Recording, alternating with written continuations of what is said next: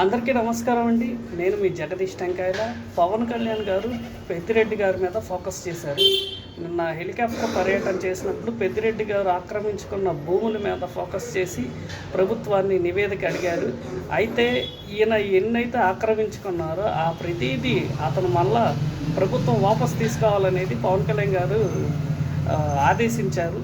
ఆయననే కాదు, ఎవరెవరైతే భూముల్ని అక్రమంగా ప్రజల నుంచి ఆక్రమించుకున్నారో ప్రతి ఒక్కటి ప్రజలకి తిరిగి ఇవ్వాలనే ఉద్దేశంతో పవన్ కళ్యాణ్ గారు పనిచేస్తున్నారు. ఈ పెద్దిరెడ్డి గారి మీద ఎప్పుడైతే పవన్ కళ్యాణ్ గారు టార్గెట్ చేశారో అక్కడ ఆ పార్టీకి సంబంధించిన వాళ్ళు కొంచెం వైసీపీ వాళ్ళు పవన్ కళ్యాణ్ గారి మీద వార్నింగ్ మెసేజ్లు ఇస్తున్నారు.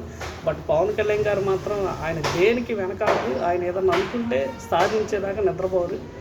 అతను అవినీతిగా ఎవరైతే భూములు దోచుకున్నారో అన్ని భూముల్ని ప్రభుత్వానికి తిరిగి అప్పచెప్పి కానీ ఆయన బాధ్యతను నెరవేర్చుకోరు. Thank you.